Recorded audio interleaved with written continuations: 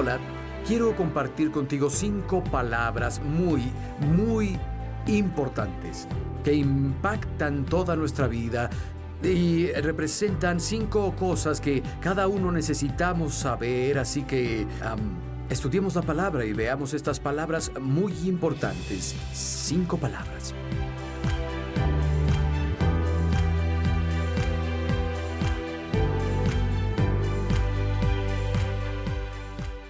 Cinco palabras importantes. La primera es fe. Todos piensen fe.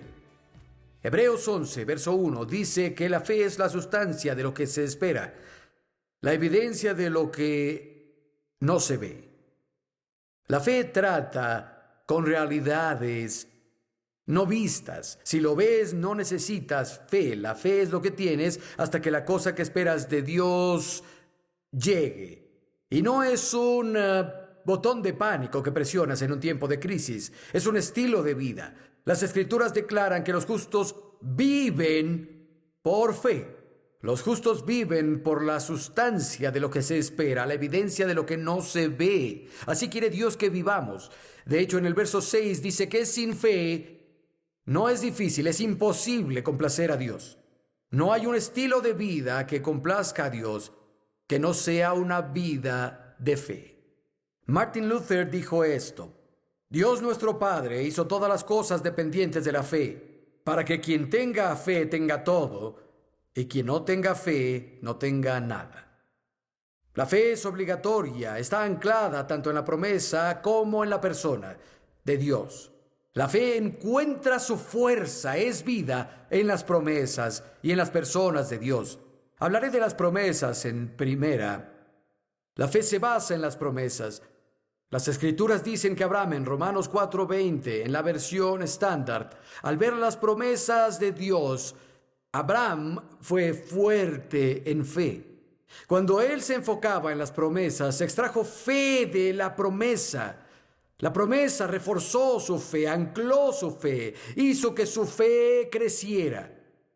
Y sé que conocen este verso.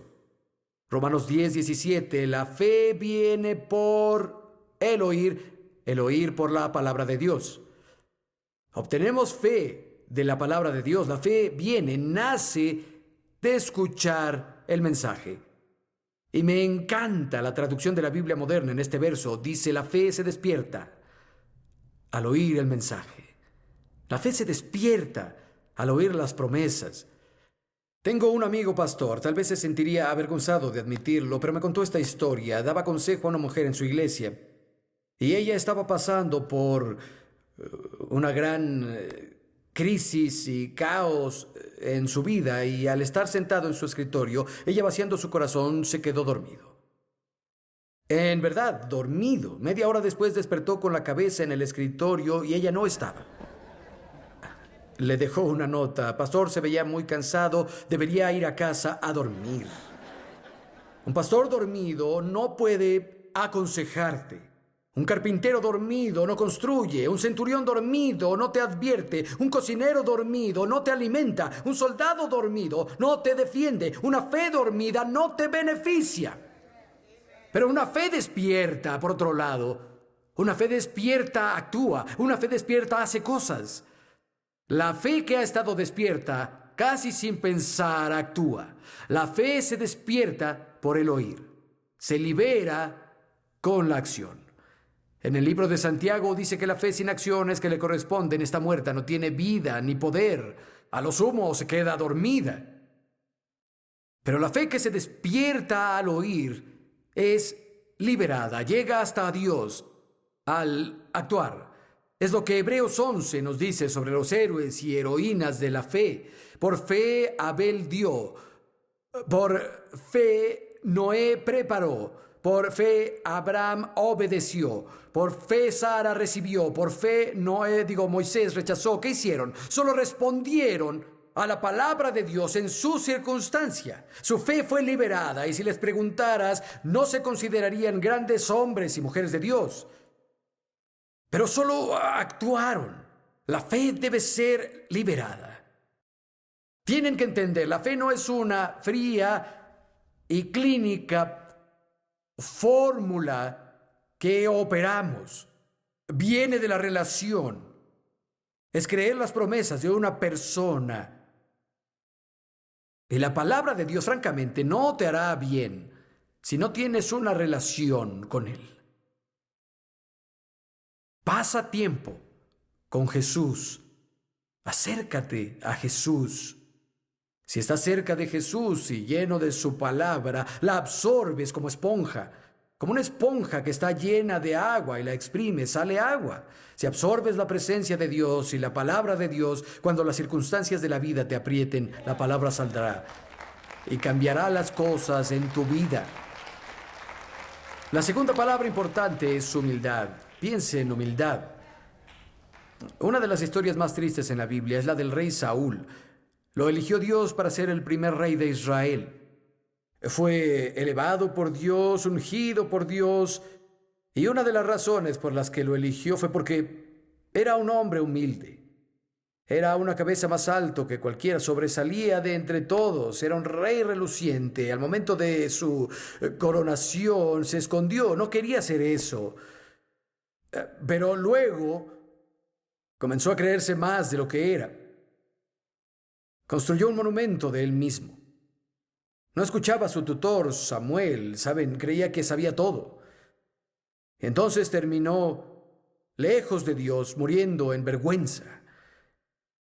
Y cuando Samuel lo confrontó en 1 Samuel 15, le dio al blanco cuando dijo: Saúl, cuando eras nada a tus ojos, ¿no eras la cabeza de todas las tribus de Israel y Dios no te ungió como rey sobre Israel? Cuando no eras nada a tus ojos. Amigos, debemos ser nada a nuestros ojos. Yo era un pastor asistente de una pequeña iglesia un par de años antes de abrir Cottonwood en 1983. Y el pastor invitó a un caballero a venir y íbamos a hacer un rally por la ciudad. Venía de un trasfondo de rock and roll. Aunque no lo conocían como un líder, había escrito un par de canciones que llegaron a platino y fue salvado. Dio su testimonio y pensamos que sería genial. Las personas conocían las canciones que escribió y aceptó venir y le avisamos a todos en la ciudad, contactamos a otras iglesias y las reunimos. Y 24 horas antes del evento llamó y dijo: ¿qué tan grande es la iglesia? Y le dijimos y él dijo: no voy a ir. Dijimos: dijiste que vendrías, ya te anunciamos. Es muy tarde para cambiarlo. Dijo: no, soy muy importante para ir. Tienen una iglesia pequeña, olvídenlo, no voy. Y colgó. Llegó la noche, el lugar estaba a reventar y estábamos yo y el otro chico del equipo y prediqué. Dije: lo siento, el chico que vendría hoy a compartir no está con nosotros. Los 2 años siguientes chocó, se quemó, perdió su matrimonio, perdió su riqueza y tenía mucho dinero. Perdió su salud y fue triste escucharlo. No me sorprendió, pero fue triste. Y varios años después, Janet y yo éramos los pastores de una convención. Resultó que él iba a la iglesia y el pastor principal que realizó el evento lo llamó y dijo: quiero que comparta su historia con los pastores. Se levantó y dijo: ¿saben? Tenía todo. Lo perdí todo. Mi matrimonio. Perdí mi riqueza, perdí mi salud. Dijo: de hecho, mi salud mental se quebró. Estaba a punto de ser internado en un instituto. Finalmente toqué fondo y clamé a Dios para que tuviera misericordia. Le pedí a Dios que me perdonara por el orgullo de mi corazón. Proverbios dice que el orgullo de un hombre lo hará caer. Y dijo: Dios en su gracia me perdonó. Y los últimos años ha restaurado todo lo que perdí. Dijo: estoy en un lugar mejor de donde había estado.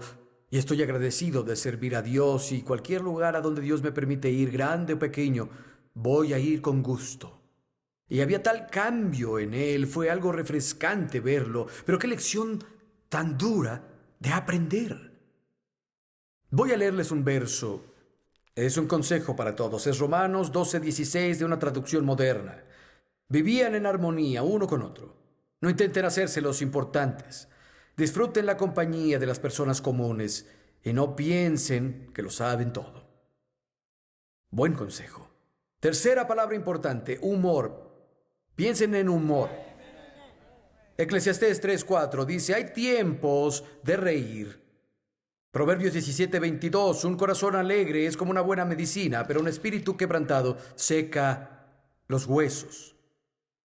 Para citar a Martin Luther de nuevo, dijo, tendría menos deseos de ir al cielo si creyera que Dios no entiende ni un chiste. El humor evita que la arena entre a los rieles de la vida y algunos no ríen tanto como deberían. Dios tiene sentido del humor, estoy convencido. Véanse en el espejo, es la prueba. Hablé en una nación en particular y uno de los líderes de la nación había sido un líder político y en la iglesia supo que me vería y dijo, Bayless, ¿tienes una tarde libre? Me gustaría llevar a algunos líderes para que te vean. Y dije, sí, hagámoslo. Y cuando descubrí el calibre de los hombres que iba a traer, pensé, aunque no lo dije, son importantes, yo debería ir a verlos y sentarme a sus pies.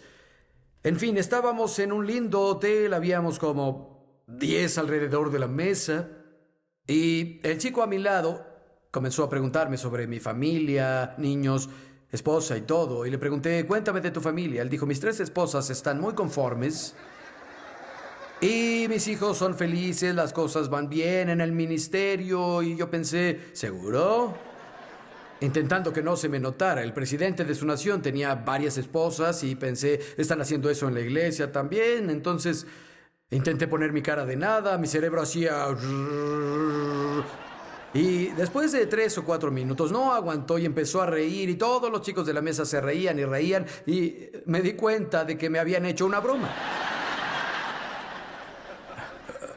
Pero cuando todos rieron, todas las barreras se cayeron y hubo una gran camaradería. Es sorprendente lo que el poder del humor hace.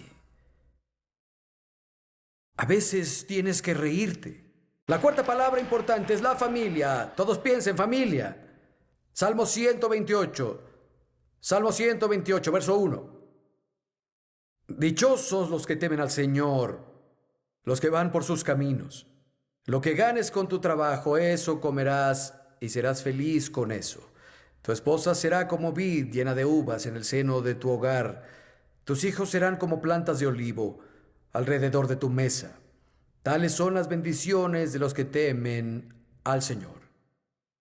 Tu esposa es como un viñedo, tus hijos como plantas de olivo alrededor de tu mesa. Es la imagen de la camaradería, el fruto y la armonía. Pero ¿saben qué?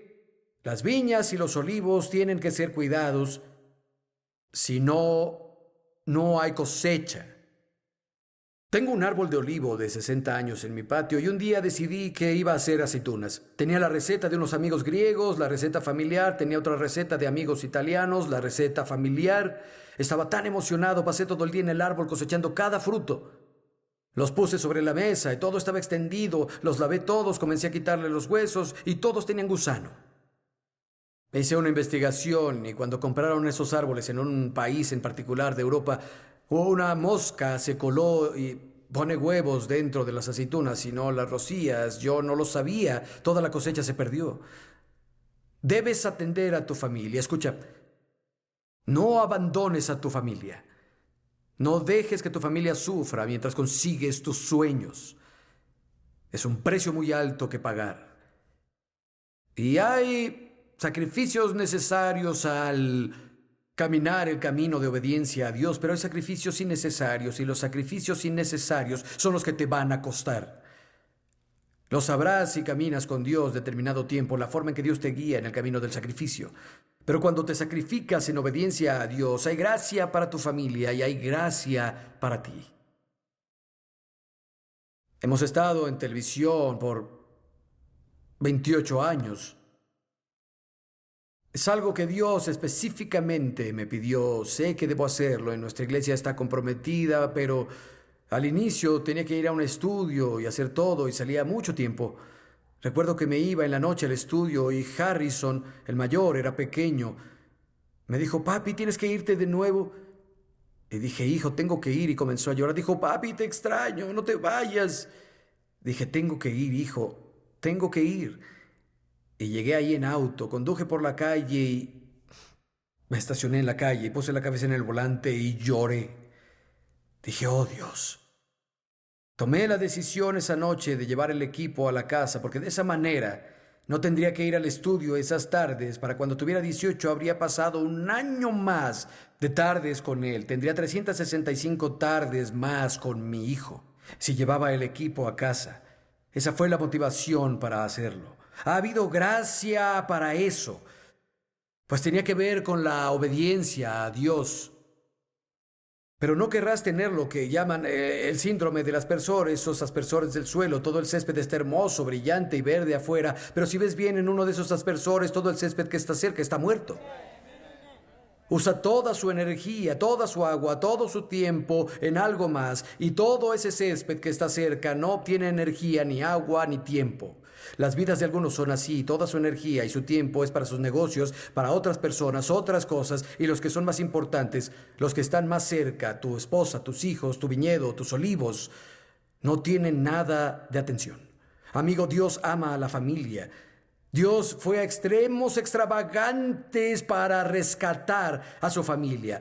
Jesús derramó su sangre para hacernos parte de la familia de Dios. La familia es importante para Dios. Vayan conmigo a Daniel, al libro de Daniel, por favor, capítulo 6.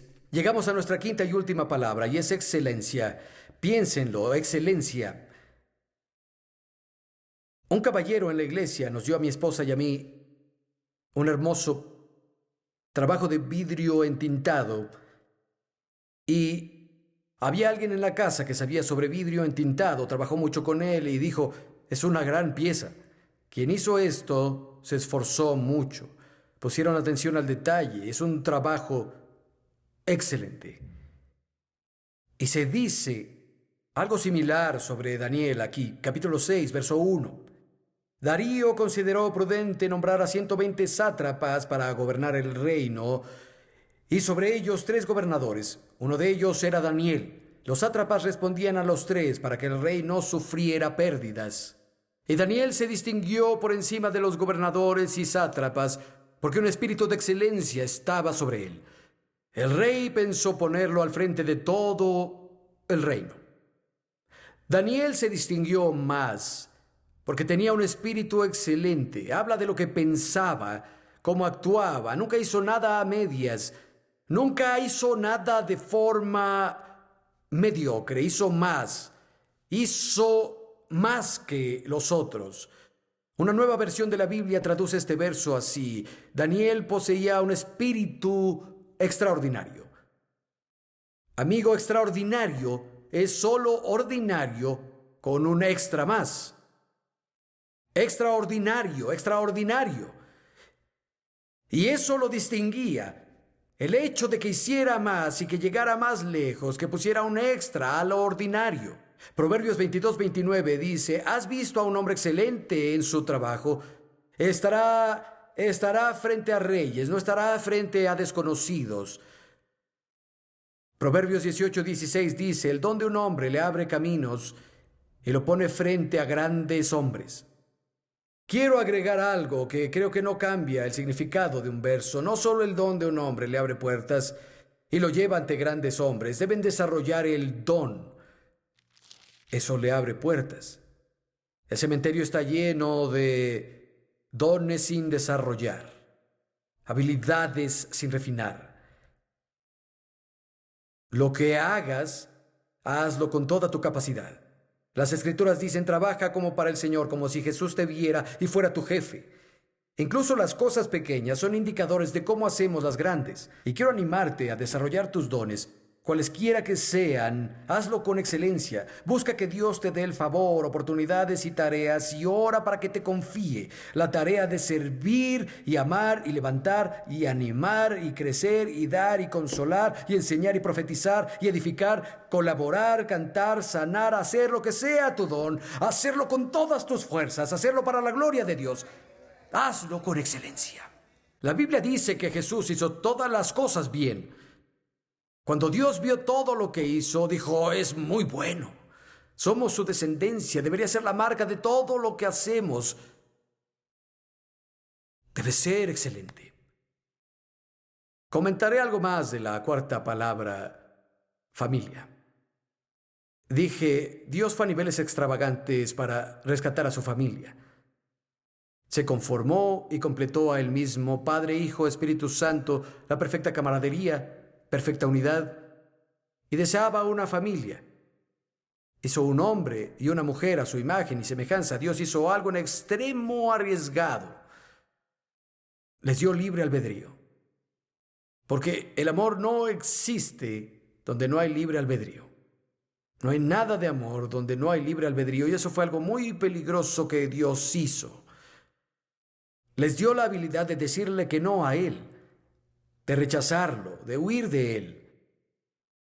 Porque por otro lado, tenían la capacidad de amarlo por elección. Y conocen la historia. Adán le dio la espalda. Decidió Dios, voy a ser como tú, decidiré yo mismo qué está bien y malo, bueno y lo malo, no acepto tu autoridad. Voy a poner mis propios parámetros. Dios le advirtió, cualquier cosa te doy, pero si desobedeces esta cosa, morirás. Y Adán murió espiritualmente, fue separado de una relación con Dios. En Romanos capítulo 5 nos dice que por la transgresión de Adán, toda la raza humana quedó en un estado de separación de Dios. Toda persona intuitivamente lo siente. Te diré, puedes tener una novia, incluso 5 novias, y nunca llenarás ese espacio vacío. Si tienes un esposo nuevo, no llenará ese vacío adentro. No vas a llenarlo con dinero o cosas, con rituales religiosos, drogas, sexo, alcohol. Es un agujero con forma de Dios. Nos hizo para caminar y hablar con Él. Y por el pecado de Adán, por el nuestro, estamos separados de Dios. Y Dios hizo algo excesivo. Puso en bancarrota al cielo y pagó el precio máximo para redimirnos.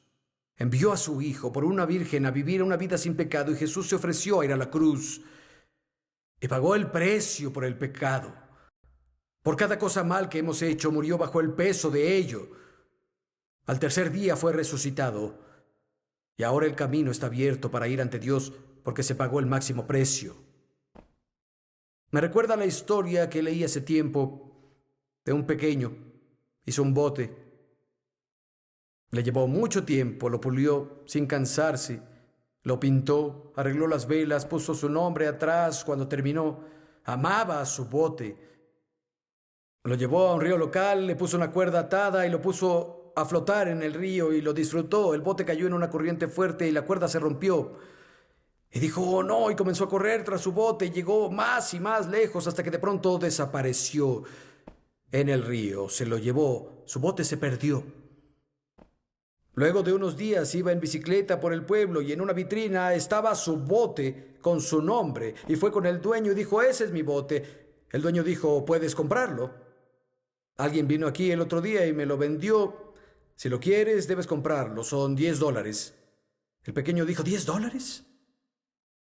Y se fue a casa, rompió su alcancía, hizo deberes para mamá, para los vecinos, y finalmente logró tener $10 y se fue, puso todo el cambio con todos los billetes y todo estaba bien. El pequeño pensó, es todo lo que tengo. El dueño de la tienda dijo, si son $10, el bote es tuyo. El pequeño compró el bote y cuando iba caminando por la calle lo recargó en su pecho y dijo, ahora eres mío. La primera vez porque te hice y ahora porque te compré. ¿Y saben qué? Somos de Dios primero porque nos hizo. Y en segundo, porque nos compró. Escucha, si estás aquí hoy y no has hecho las paces con Dios, necesitas saber que te ama. No importa lo que hayas hecho, Dios no está molesto contigo. Te ama. Si vienes a Él, no te rechazará. La Biblia dice que si crees en tu corazón que Jesús resucitó de los muertos, lo confiesas con tu boca como Señor, Dios te lleva a una relación con Él llamada salvación. No la encontrarás en ningún lado. Dios está frente a ti con los brazos abiertos, llamándote para que vayas. No se trata de un ritual ni de una ceremonia. Es sobre caminar, hablar, vivir, respirar en una relación con el Dios que te hizo.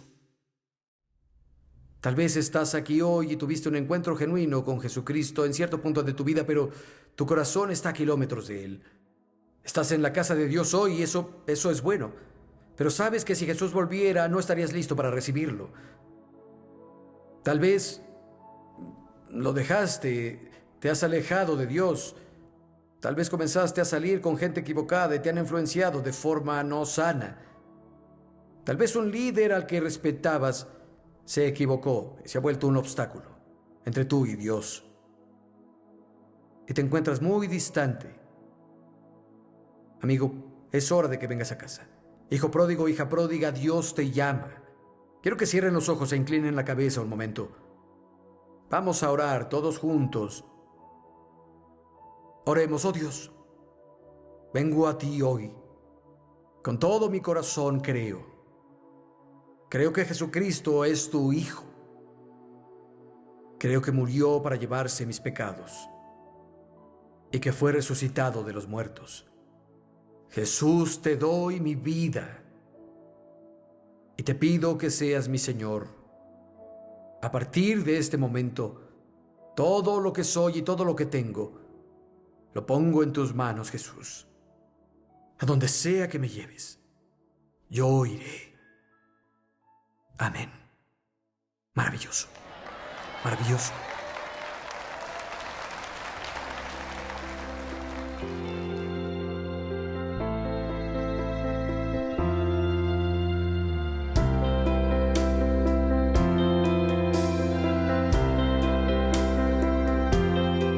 En el cierre de hoy tengo una palabra para los ministros que me ven. Si eres pastor o evangelista, predicador o maestro, quiero animarte a que no renuncies.